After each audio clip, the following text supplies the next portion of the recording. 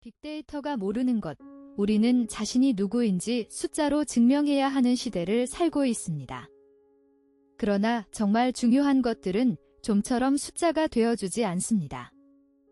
7장의 묵상을 따라 센서에 잡히지 않는 자리에서 여전히 우리를 보고 계신 한 분의 시선을 다시 만나러 가는 길을 함께 걸어봅시다. 잠시 화면을 닫고 측정되지 않는 한 호흡을 들이마셔 보십시오. 한 직장인이 퇴근길에 스마트워치를 들여다보았습니다. 오늘 걸음 수, 수면의 질, 심박수, 스트레스 지표가 깔끔한 그래프로 정리되어 있었습니다. 그러나 그래프 어디에도 그날 오후에 그가 흘린 눈물은 기록되지 않았습니다. 우리는 끊임없이 측정되고, 기록되고, 비교되는 시대를 살고 있습니다. 측정되지 않는 것은 마치 존재하지 않는 것처럼 취급됩니다. 그러나 정말 중요한 것들은 좀처럼 숫자가 되어주지 않습니다. 어머니가 자식을 품에 안을 때의 온도, 친구가 건네는 위로의 무게, 용서할 때 가슴 안에서 무너지는 단단한 벽, 은혜 앞에 엎드릴 때의 눈물. 빅데이터는 우리의 소비 패턴은 알지만 우리가 왜 그 밤에 무릎을 꿇고 울었는지는 모릅니다. 7장의 묵상을 따라 우리는 데이터의 감옥에서 걸어나와 측정되지 않는 진짜 삶 앞에 다시 섭니다. 사람은 외모를 보거니와 나 여호와는 중심을 보느니라. 사무엘상 16장 7절. 사무엘이 이새의 집에 도착했을 때 그의 눈은 자연스럽게 키 크고 잘생긴 큰아들 엘리압을 향했습니다. 사람의 눈으로 보면 그는 데이터상 가장 유력한 후보였습니다. 그러나 하나님은 그곳에 오시지 않았습니다. 하나님은 들에서 양을 치고 있던 가장 작은 막내, 이름조차 호명되지 않던 다윗에게로 사무엘을 이끄셨습니다. 키와 용모라는 측정 가능한 지표는 사무엘의 눈을 흐렸지만 하나님은 데이터가 잡아내지 못하는 중심을 보셨습니다. 성경은 처음부터 끝까지 인간을 숫자로 환원하려는 세상의 문법을 거부합니다. 오늘 당신이 가장 두려워하는 숫자는 무엇입니까? 그 숫자는 당신을 정의할 자격이 없습니다. 한 분의 시선 안에 담긴 당신은 그 숫자보다 훨씬 큰 존재입니다. 같은 사람을 두고 두 종류의 시선이 갈라집니다. 데이터의 시선은 외모를 봅니다. 혈압과 체중, 연봉과 신용점수, 팔로워 수와 조회수, 걸음수와 심박수. 측정되지 않으면 그 자리는 마치 부재처럼 처리됩니다. 그러나 하나님의 시선은 중심을 봅니다.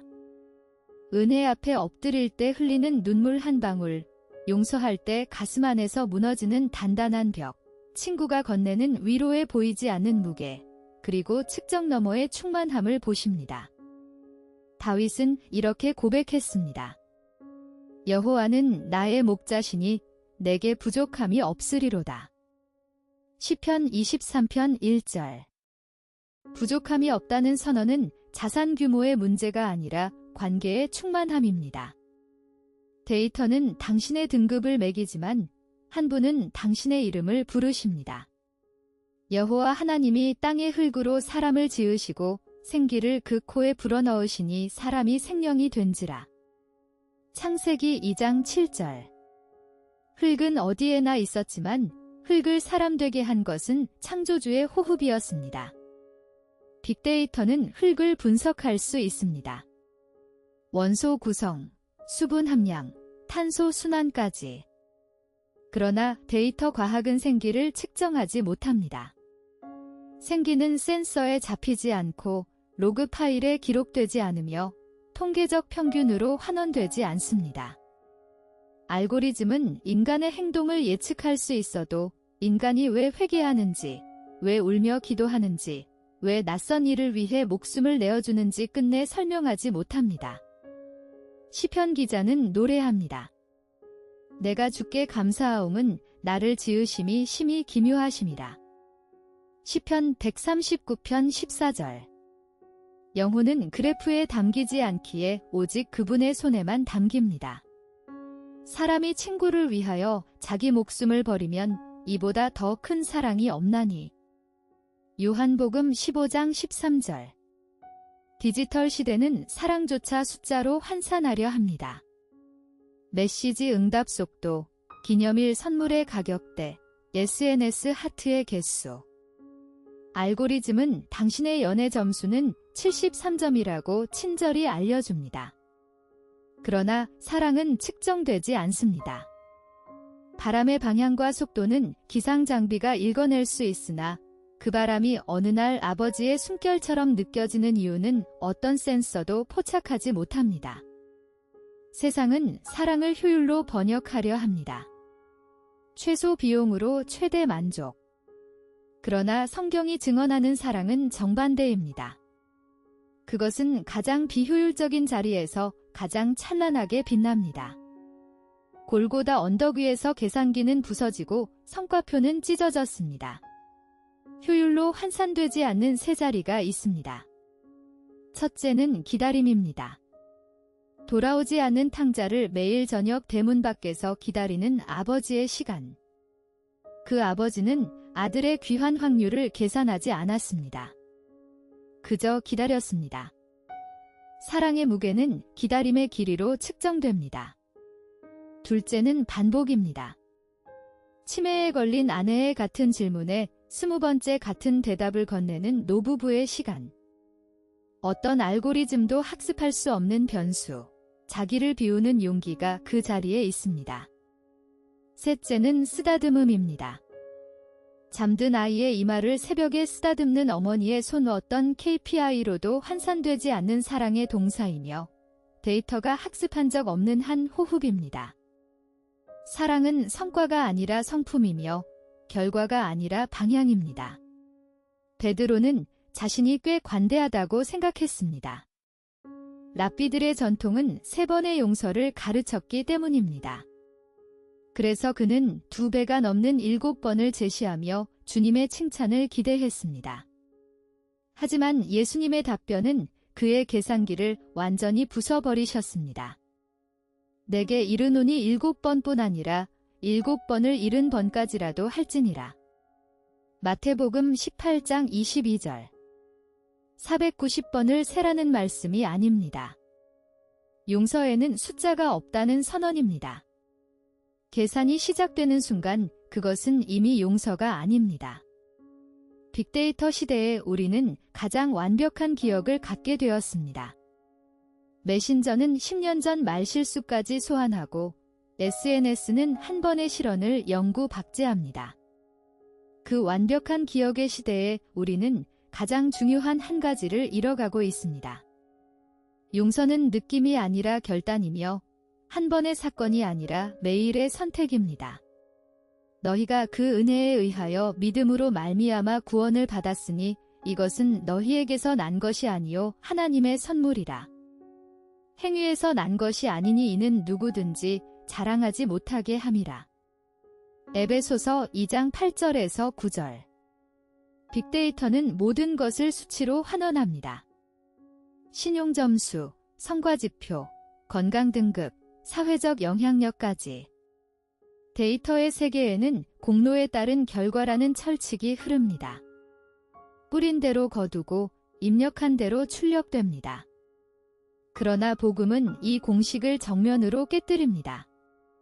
은혜는 입력값 없이 출력되는 선물이며 계산식 바깥에서 도달하는 사랑입니다. 탕자의 비유에서 아버지는 아들의 행적을 기록하지 않으셨습니다. 돌아온 아들의 손에는 잔고도, 성과도, 회개의 완성도도 없었습니다. 있는 것은 오직 아버지를 향한 한 걸음뿐이었습니다. 그런데 아버지는 아직 거리가 멀 때에 달려가 목을 안고 입을 맞추셨습니다. 두 종류의 회개가 있습니다. 공로의 회개는 입력과 출력이 정확히 맞아 떨어집니다. 뿌린 대로 거두고 입력하지 않으면 출력도 없으며 등급으로 사람을 분류하고 자격을 증명해야 비로소 받을 수 있습니다. 그러나 은혜의 회개는 다릅니다. 아직 거리가 멀 때 달려오시는 아버지가 그 회개의 출발점입니다. 상환 의무 없는 선물이며 등급이 아니라 자녀라는 이름으로 부르는 음성이며 자격 없는 자에게 먼저 도착하는 사랑입니다. 우리가 아직 죄인 되었을 때에 그리스도께서 우리를 위하여 죽으심으로 하나님께서 우리에 대한 자기의 사랑을 확증하셨느니라. 로마서 5장 8절. 자격을 갖추기 전에, 점수를 얻기 전에, 데이터가 우리를 증명하기 전에 은혜가 먼저 도착했습니다. 바람이 임의로 불매 내가 그 소리는 들어도 어디서 와서 어디로 가는지 알지 못하나니 성령으로 난 사람도 다 그러하니라. 요한복음 3장 8절. 기상청은 하루에도 수백 번 바람의 속도와 방향을 측정합니다. 풍속계는 초속 몇 미터로 공기가 움직이는지 기록하고 위성은 구름의 흐름을 추적합니다. 그러나 같은 바람이 누군가에게는 시원한 위로가 되고 누군가에게는 가슴을 흔드는 기억이 됩니다. 측정값은 동일하지만 의미는 측정되지 않습니다. 빅데이터는 바람의 방향은 알아도 바람의 의미는 알지 못합니다. 엘리야가 호렙산 동굴에 숨었을 때 하나님은 크고 강한 바람 속에도 지진 속에도 불 속에도 계시지 않았습니다. 그 모든 측정 가능한 소음이 지나간 뒤에 임하셨습니다. 불 후에 세미한 소리가 있는지라. 열왕기상 19장 12절. 세미한 음성을 듣는 세 자리가 있습니다. 첫째는 소란을 끄는 자리입니다. 알림이 울리고 지표가 오르내리고 트렌드가 요동치는 시대의 분별은 측정 가능한 소음을 잠시 끄는 용기에서 시작됩니다. 둘째는 가만히 있는 자리입니다. 너희는 가만히 있어 내가 하나님 됨을 알지어다. 시편 46편 10절. 멈춤이 듣기에 첫 자세이며 정지된 호흡이로 비로소 음성이 내려옵니다. 셋째는 뜨거움을 따라가는 자리입니다. 엠마오 길의 두 제자처럼 우리도 길에서 마음이 뜨거워졌던 자리를 사후에라도 알아채는 훈련이 필요합니다. 임재는 자주 해석되어 비로소 보입니다.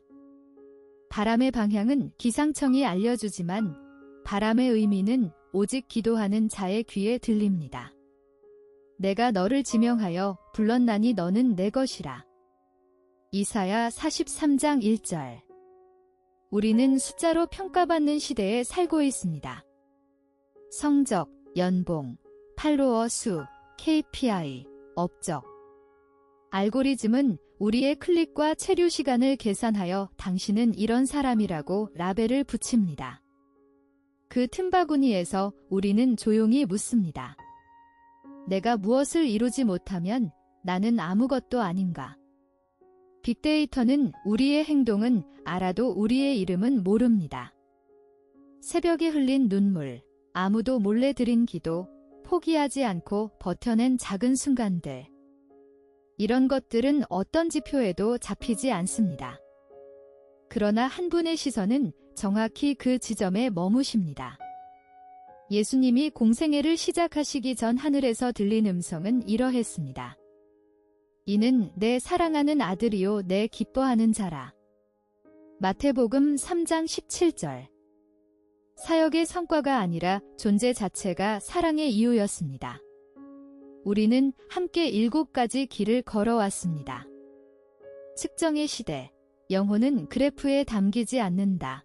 사랑의 무게, 용서라는 불가능한 수학, 은혜 곧 공식 밖의 선물, 바람의 방향과 의미 사이, 그리고 하나님의 시선으로 나를 보다. 그 모든 길의 끝에서 우리는 한 분의 시선과 다시 만났습니다. 하나님이 세상을 이처럼 사랑하사 독생자를 주셨으니 이는 그를 믿는 자마다 멸망하지 않고 영생을 얻게 하려 하심이라. 요한복음 3장 16절. 빅데이터는 당신의 행동을 알지만 한 분은 당신의 이름을 부르십니다. 다음 회에는 트랜스휴머니즘과 영혼을 함께 묵상합니다. 우주나 채널을 구독하시고 다음 시간에 다시 만나기를 기도합니다. 측정 너머의 사랑이 여러분의 모든 자리에 함께 하시기를 축복합니다.